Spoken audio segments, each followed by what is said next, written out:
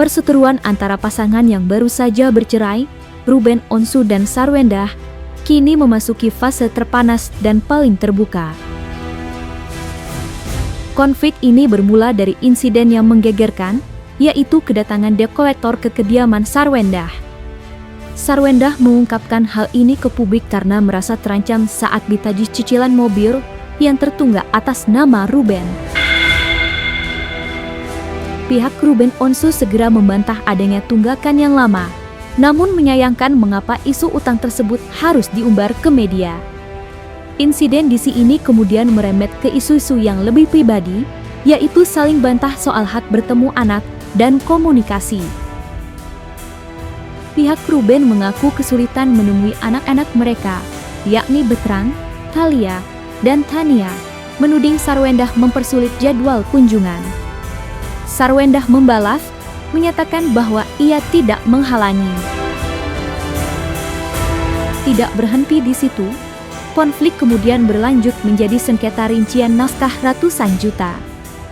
Rangkaian konflik yang saling berkesinambungan ini menunjukkan betapa buruknya komunikasi pasca perceraian di antara keduanya dan memicu desakan dari berbagai pihak agar Ruben Onsu dan Sarwendah segera duduk bersama untuk berdialog demi kepentingan anak-anak mereka.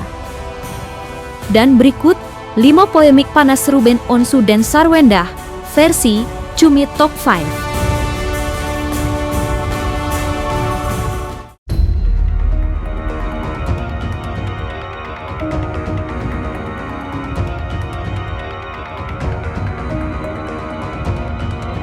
Kabar mengejutkan datang dari rumah Sarwendah pasca perceraiannya dengan Ruben Onsu. Sarwendah mengungkapkan ke publik bahwa ia baru saja mengalami insiden yang membuatnya ketakutan, yakni kedatangan debt collector atau DC atau penagih utang di kediamannya. Sarwendah menyatakan, DC tersebut datang untuk menagih cicilan mobil yang tertunggak yang diduga masih atas nama Ruben Onsu. Keputusan Sarwendah untuk mengungkap insiden ini ke publik dilatar belakangi oleh rasa terancam dan kekhawatiran jika penagih utang kembali datang ke rumahnya. Namun, pengungkapan ini segera menuai respons dari pihak Ruben Onsu. Kuasa hukum Ruben Onsu membantah bahwa tunggakan tersebut sudah terjadi lama. Mereka sangat menyayangkan langkah Sarwendah yang membawa masalah utang piutang ini ke ranah publik dan media. Menurut pihak Ruben Onsu, penyelesaian masalah utang seharusnya dapat diselesaikan secara internal atau melalui prosedur hukum yang benar, bukan melalui konsumsi publik. Mereka menganggap langkah Sarwendah ini justru memperkeruh suasana dan memicu polemik baru di tengah upaya penyelesaian masalah pasca perceraian.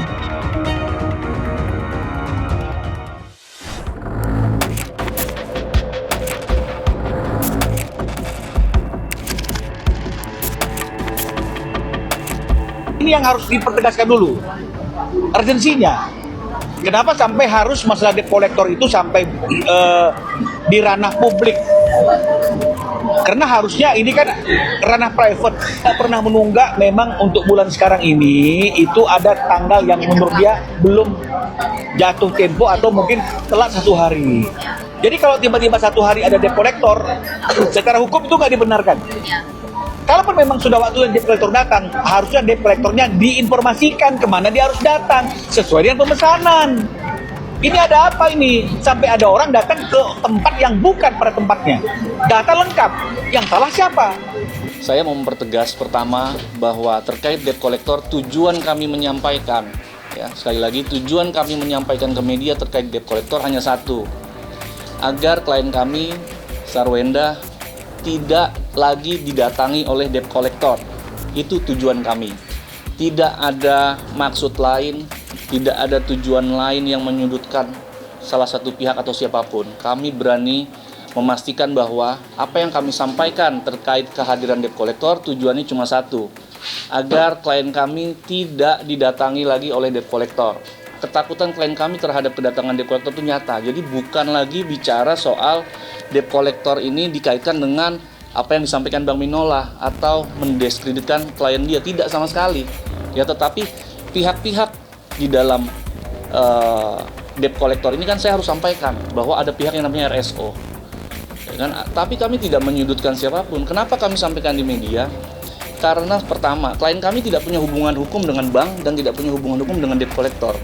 Lalu bagaimana kami menyampaikan untuk supaya tidak datang ya? Melalui saya sampaikan agar klien kami tidak lagi didatangi oleh debt collector. Tujuannya hanya itu.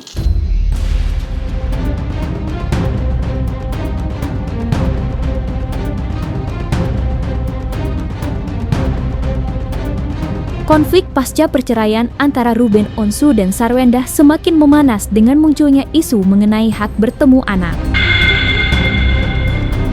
Pihak Ruben Onsu secara terbuka melontarkan tudingan bahwa Sarwendah mempersulit dan menghalangi Ruben untuk bertemu dengan ketiga anak mereka, Betran Peto, Thalia, dan Tania. Namun, tudingan ini segera mendapat bantahan keras dari pihak Sarwendah. Kuasa hukum Sarwendah menegaskan bahwa klaim menghalangi adalah tidak benar dan menyesatkan. Pihak Sarwendah meluruskan bahwa mereka tidak pernah berniat menghalangi.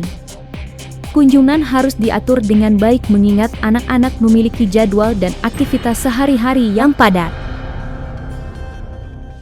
Saya tegaskan, klien kami Sarwendah tidak pernah menghalang-halangi seorang bapak untuk bertemu anaknya.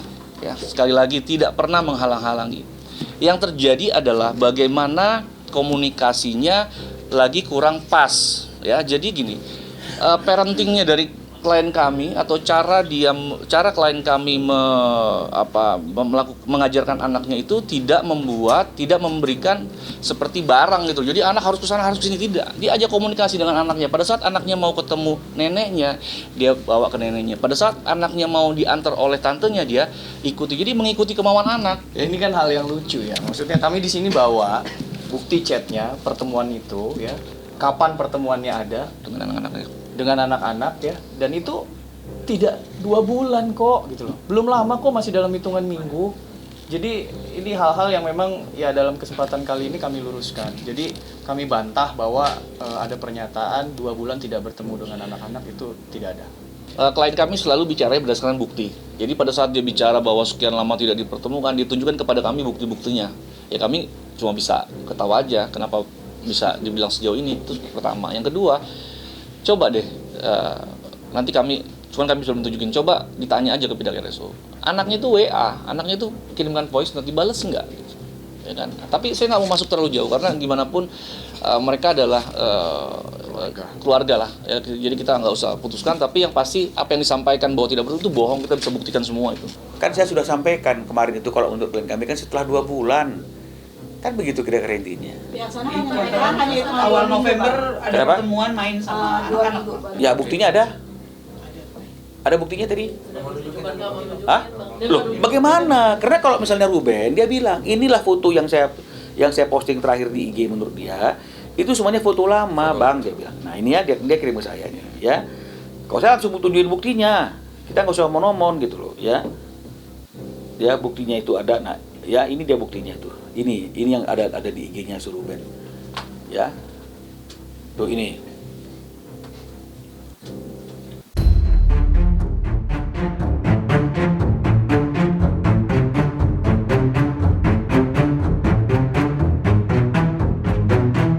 Perseteruan antara Ruben Onsu dan Sarwendah semakin melebar ke ranah finansial. Untuk membela diri dari tudingan penelantaran atau kelalaian naskah, pihak Ruben Onsu mengambil langkah drastis dengan membuka data transfer uang bulanan dengan nominal fantastis, mencapai sekitar 200 juta rupiah per bulan. Data transfer tersebut menunjukkan bahwa Ruben rutin memberikan jumlah besar untuk menunjang kebutuhan anak dan rumah tangga pasca perceraian. Langkah ini bertujuan untuk menunjukkan tanggung jawab finansial Ruben Onsu sebagai ayah. Namun, yang menjadi polemik adalah keputusan pihak Ruben Onsu untuk merinci dan mempublikasikan setiap detail pengeluaran, bahkan untuk item-item kecil, seperti uang plastik, sampah, dan tisu, yang nilainya ikut dijumlahkan. Pengumbaran rincian detail ini sontak menuai reaksi dari Sarwendah. Melalui kuasa hukumnya, Sarwendah menyatakan kekecewaan dan penyesalannya mendalam atas langkah Ruben Onsu. Tapi kalau bicara mengenai masalah uang, memang itu adalah real ya. Artinya real dalam arti kata itu memang tiap bulan itu Ruben mentransfer uang sebesar itu ke S. Ya, meskipun sudah tidak ada ikatan perkawinan lagi, ya. Kalau misalnya kemudian dikatakan itu kan karena kamu mau mentransfernya. Betul.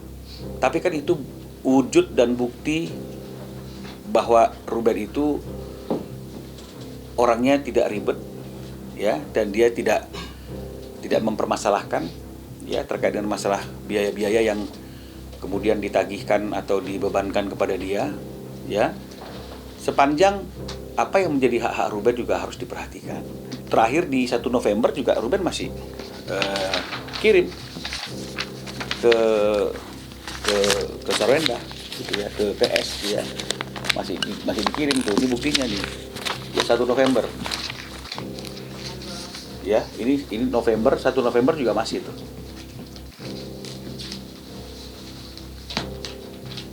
Ya. Nilainya 188.700.000. Ya. Jadi artinya Ruben masih memiliki etikat baik, masih memiliki tanggung jawab untuk segala kebutuhan. Ya, tetapi karena memang sudah dibicarakan ya kami sampaikan. Ya, jadi kami sekali lagi klien kami ini seorang ibu ya, seorang ibu yang sangat-sangat menjaga semua nilai-nilai baik dari keluarganya. Ya, sampai di persoalan perceraian kita pahami bahwa tidak pernah ada tuh omongan jelek sedikit pun, ya. Tetapi tidak menutup kemungkinan apabila klien kami terus dipojokkan, klien kami akan bisa jadi menyampaikan apa adanya sebagai curhatan seorang istri selama ini, ya kan? Jadi kami tidak mau juga larut di dalam situasi itu. Kami hanya ingin satu, ya, tidak lagi kami disudutkan terkait masalah biaya-biaya hidup, karena biaya-biaya hidup itu jujur saja itu adalah sebuah kesepakatan. Bahkan Wenda dalam chatnya ada buktinya juga, tapi kami tidak tunjukkan karena bukti-bukti ini kami bisa pertanggungjawabkan secara hukum, ya, dan kepada Tuhan Yang Maha Esa. Jadi kami tidak perlu tunjukkan di depan umum, tapi kami siap pada saat nanti berproses lanjut. Jadi klien kami itu dalam biaya hidup itu sebenarnya sudah sebuah kesepakatan. Ada chattingan Wenda dengan RSO menyatakan bahwa ini bagaimana? Ini biaya mau kita bagi dua. Menurut RSO adalah tidak usah, saya yang tanggung jawab semua. Sudah pada saat proses-proses itu pihak Sarwendah itu sistemnya juga reimburse, jadi dibayar dulu baru ditagihkan. Jadi Sarwendah ini bukannya nggak punya duit untuk membayar itu semua, dibayar, tapi reimburse gitu. Dan reimburse-nya ini bukan dengan paksaan, misalnya kita reimburse ini harus dibayar, kalau nggak bla bla bla. Enggak, silakan aja bayar semua dengan keikhlasan. Pada masa perkawinannya dulu pun, ya, jadi sejak perkawinan sampai sebelum memiliki anak, itu klien kami diberikan uang saku untuk istri yang jumlahnya sangat terbatas. Lalu kemudian setelah mempunyai anak, tidak ada lagi uang khusus untuk istri. Yang ada hanyalah uang untuk keperluan anak-anak dan keperluan rumah tangga. Ya, dan itu semua direimburse. Nah, ini fakta yang harus kami luruskan.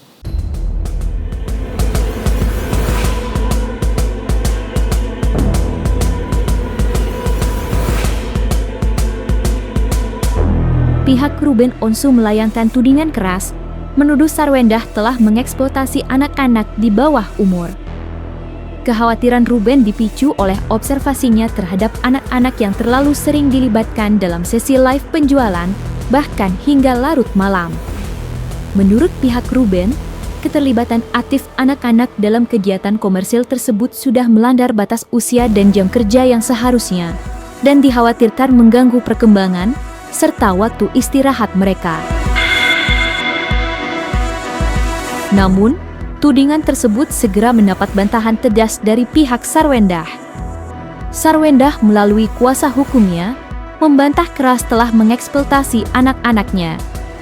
Sarwendah meluruskan bahwa keterlibatan anak-anak dalam sesi live tersebut sepenuhnya atas dasar kemauan dan inisiatif anak sendiri, bukan paksaan. Kalau soal anak, kemarin saya sudah komunikasikan juga, ya. Pertama, sepanjang satu frame itu ada ibunya nggak ada masalah. ya, kecuali anaknya aja dengan orang lain, mungkin kita masalah gitu. Tetapi coba kita cek juga ya, dari pihak yang keberatan itu pernah nggak menaruh anak juga di dalam videonya dia, di dalam kontennya dia. Saya pikir pernah juga. Ya, jadi bukan cuma klien kami yang membawa anak ke dalam konten, tapi dari pihak yang keberatan juga membawa anak. Ya, yang pasti klien kami tidak mungkin melakukan hal yang tidak baik kepada anaknya. Ya, klien kami adalah ibu mengandung 9 bulan, terhadap anak-anaknya pasti mau yang terbaik. Jadi kalau dibilang awal nggak mungkin, pasti ibunya maunya yang terbaik. Ya, karena itu anak kandungnya dia yang dia kandung. Ya, jadi itu hanya keberatan-keberatan yang menurut saya tidak berdasar.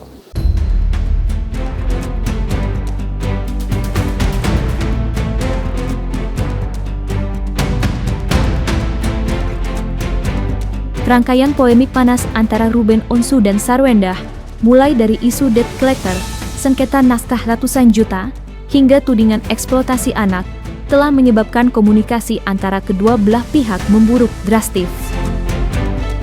Kedua kubu kini saling menuding telah menggiring opini publik dan merasa dipojokkan.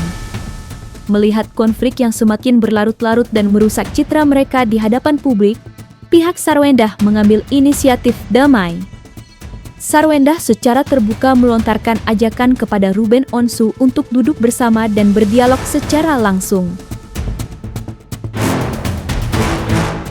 Kami berharap, jujur saja, kami berharap kita masih bisa duduk bersama, ya, Sarwendah dengan Ruben, maupun saya dengan Bang Minola, untuk membahas ini agar tidak berlarut kepada hal-hal yang di luar itu lagi, ya, yang semakin luas, dan saya tidak berharap itu. Sekali lagi, klien kami ini hanya seorang ibu, ya, yang berjuang. Kalau misalnya, ini saya jelaskan, kalau seandainya Bu Wendah bercerita dari awal pernikahan sampai akhir, mungkin Indonesia bisa heboh juga, gempar juga dengan ceritanya beliau, ya. Tapi itu tidak dilakukan. Kenapa? Ya, itu biar menjadi kebaikannya Bu Wendah dalam menutupi itu semua. Ya, jadi kami berharap klien kami bisa lebih tenang hidupnya, ya kan, bisa menjalani ini dengan sebaik-baiknya. Klien kami pada dasarnya mengundang RSO untuk mau duduk bersama menyelesaikan permasalahan-permasalahan yang ada. Ajakan dialog ini diharapkan menjadi titik balik untuk menyelesaikan semua sengketa yang ada. Tanggapan saya cuma satu, harusnya dia hubungi saya, Bang, kapan kita ketemu? Ini undangannya, bukan ngomong ke media. Kalau dia ngomong ke media, tapi nggak pernah telepon saya, tidak pernah tulis surat undangan ke saya, bagaimana saya mau bertemu dengan dia? Nanti dibilang kita lagi yang salah. Kita kan sudah sampaikan kita mau ketemu, mau damai, tapi ke media, bukan ke abang. 1, 2, 3, 4, 5.